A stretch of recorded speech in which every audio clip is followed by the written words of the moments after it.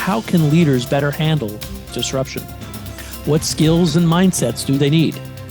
And how can we discern the upside of disruption and see it as a strategic advantage? I'll explore these questions and so much more with my very special guest, Terence Mauri, author of The Upside of Disruption, The Path to Leading and Thriving in the Unknown. So what inspired you to write your latest book, The Upside of Disruption, and how did the concept originate? What a great question. In fact, one of the things I love the most is questions. I think in this age of uncertainty and volatility, questions are the answer. And for me, I had my whole life mapped out in a very linear way. This is going back about 15 years. I was involved in a serious car accident, and that changed my life perspective. And one of the insights for myself is that we always overestimate the risk of doing something new and underestimate the risk of standing still. And I wrote The Upside of Disruption because as humans, we crave the comfort of certainty. It's like a warm blanket. But sometimes on the other side of disruption, personal disruption, professional disruption, is the upside. And the upside could be renewal, learning, growth, even reimagination. And when I was reading it, I had a chance to take a look at it, and I thought there's a lot of good stuff that's outside the business world in that. How do you define, Terence, disruption in today's, as you pointed out, rapidly changing world? And perhaps, Terence, you could highlight a series of disruptive trends you reference in the book that, are threatening to upend and reshape almost every industry in the next 5 years. The thing I want listeners to remember today is that disruption comes wrapped up as risk and reward. And, risk and reward always travel in the same elevator. And we sometimes forget that. There are some big disruptors on the horizon right now. So, for example, AI is a here to stay, secular, structural mega trend. Another one would be decarbonization. And another one would be ethical impact. So these would be two or three straight off the bat. And one of the big themes of my book, The Upside of Disruption, is really answering this question: how do we turn these disruptors, these mega trends, into practical milestones? Yeah, and you kind of touched on it earlier, and ones we can't foresee, but the ones that are on the horizon. Yeah, what role do emerging technologies play in accelerating this disruption? And perhaps what I found interesting, Terence, was your description of recent history of AI as you break it down into waves. I think it's the 3 E's. I was wondering if you could share that with the audience. Yes, absolutely. I mean, we tend to sort of think of AI as this fairly new trend, but actually if you take a longer term horizon, a more historical, granular lens, well, first of all, we go back to the 1950s, people like Professor Marvin Minsky at MIT, and the original debate around AI was, they asked this question, should we call it applied statistics? But it just wasn't sexy enough. And artificial intelligence, obviously at the time we had some great science fiction writers as well, Arthur C. Clarke, Neil Stephenson, and many others. And so this idea of artificial intelligence came about. But we can go back even further to the mathematicians Ada Lovelace and Charles Babbage of the 19th century, and go back even further than that to the Greek island of Crete and the ancient automation Talos, which is 2,000 years ago. So this idea of automation, artificial intelligence, has been around for millennia. And in my book, The Upside of Disruption, one of the provocations is that we need to avoid what I call artificial idiocy or artificial interactions. And the 3 waves of AI, well, the first one is known as excitement or exuberance. And what I mean by that is, a third of VC venture funding going into AI startups and AI infrastructure. In terms of AI earnings, in terms of earning calls of the S&P 500, well, it's an average of 11, but some of the big mega caps, they mention AI over 90 times in one earnings call. That's the excitement phase. It took the cell phone 16 years to reach 100 million users. It took ChatGPT 2 months. That's the excitement phase. So that's phase 1. Phase 2 is the experimentation phase. And that's where we're at right now. It's really starting to create our own use cases of AI, starting to test out large language models and large action models, and really start to experiment with proof of concepts of how we can actually scale AI as a tailwind for customer experience on the outside, or talent, or automating supply chains, or optimizing forecasts. And so that's the experimentation phase right now. Over $1 trillion of CapEx allocated by the big mega cap companies over the next 5 years. The next stage, the final stage of this AI evolution journey, which I kind of cast out to the next 7 to 10 years, will be what's called the embedded phase. So excitement, experimentation, and embedded. And embedded means that it becomes invisible. I truly believe that great technology should be invisible, zero friction. You shouldn't really be aware that it's around. And we're not there yet. What role does mindset play in successfully navigating and leveraging disruption? And what are some of the common mental barriers we may have that prevents leaders from adopting what you kind of call or maybe I'm coining a disruption-ready mindset? The late physicist Stephen Hawking said, intelligence is the ability to adapt. Einstein said, you can't explore a new world with an old map. Today's challenges can't be solved with yesterday's mindsets. And what I mean by that is often we're trapped in industrial age mindsets. We're preservers of the status quo rather than challengers of the status quo.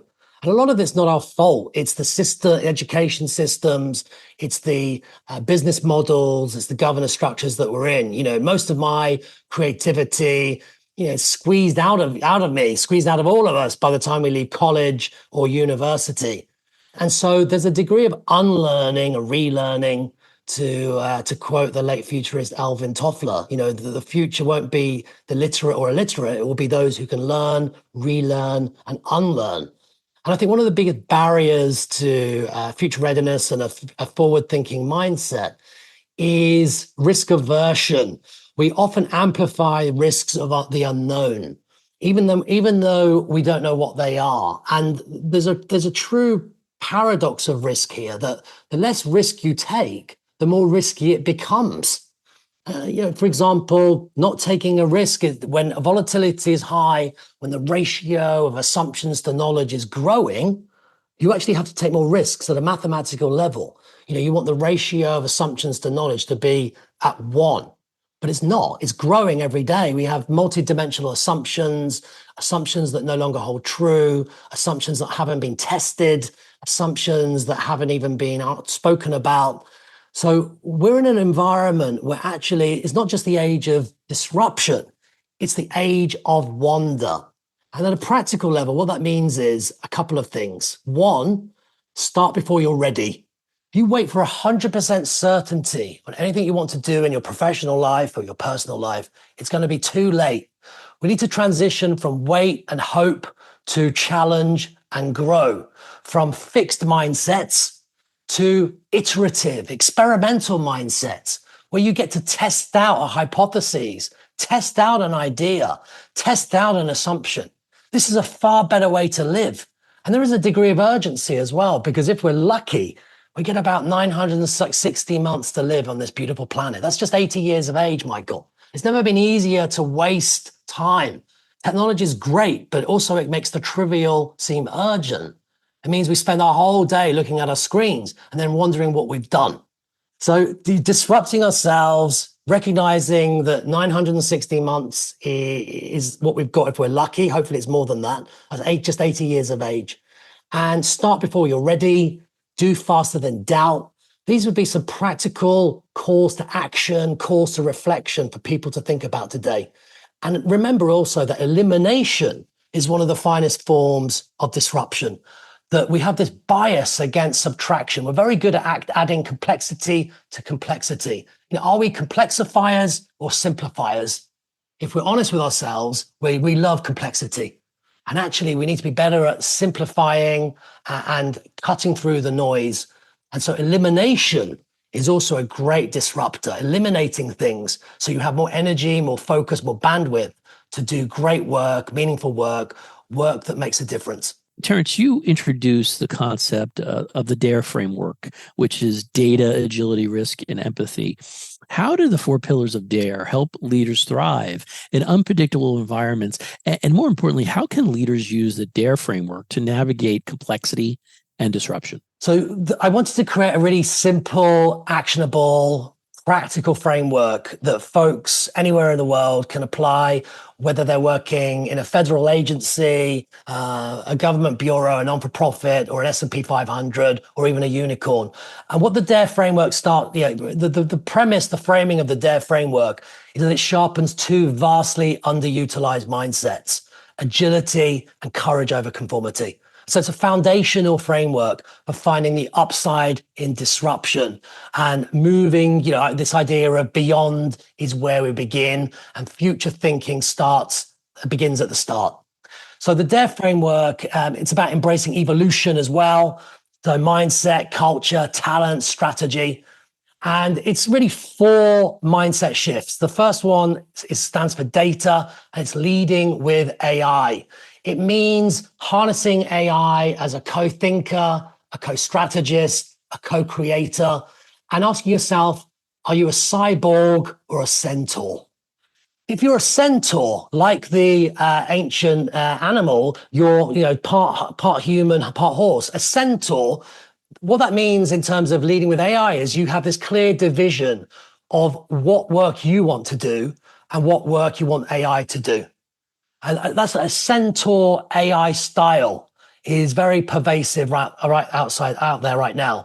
And there'll be customers as well and employees who have a centaur style. There'll be parts of the job where they want to do it, human side, and parts where they want to automate it or delegate it or outsource it to their chatbot. That's a centaur style. The alternative is a cyborg style. And that's really more fluid, where you don't know really where the AI is taken over. You could be using ChatGPT, for example, and it completes the sentence for you. And really, we don't know where you started and where you finished, but it's this interplay going back and forth with AI. And that's a cyborg style. So leading with AI, that's the first mindset of the DARE framework, because AI is a here to stay, secular and structural trend. And if you think about, I spoke about the 3 E's of AI: excitement phase, experimentation phase, and embedded phase. Over the next 5 to 10 years, it's going to be invisible, intuitive, and everywhere. And we need to have a personal strategy for harnessing it and harnessing the upside of it. So that's the first mindset. The second is agility. And that is all about this idea that great leaders learn, but the best leaders unlearn. And that means this elimination mindset, removing, simplifying, automating ways of working, ways of thinking, so that you can focus on value creation and future readiness. Number 3 is risk. The idea that not taking a risk is a risk when uncertainty and disruption is high. And the final one of the DARE framework is the E, stands for evolution. And that's all about trust. Money is the currency of transaction. Trust is the currency of humans and future readiness. And if you think about the evolution of trust, we're shifting from local trust, where we had villages, to institutional trust. And now we're moving to dispersed trust and the enablers technology. And the next iteration of trust over the next 10 years will be auto-sapient trust. And what I mean by that is you'll have your favorite chatbot, and that chatbot will be your personal assistant. And you'll probably interact with that chatbot rather than going onto Google search, for example. You'll just talk to your chatbot, who will jump onto Google search for you, navigate, go through different databases, and come back to you immediately. So that's known as auto-sapient trust. That's a lot to think about in a few minutes. I appreciate that. But it's a framework called DARE, stands for data, agility, risk, and evolution. And the big takeaway for everyone to think about is it's a framework to really strengthen agility and courage over conformity. This has been a special edition of the Business of Government Hour, a conversation with authors, with Terence Mauri, author of The Upside of Disruption, The Path to Leading and Thriving in the Unknown. Be sure to join us next time for another informative, insightful, and in-depth conversation on improving government leadership and its effectiveness. Until then, subscribe, download, and listen to the entire interview at Apple Podcasts, Spotify, Audible, or on your favorite podcast app. And as always at businessofgovernment.org.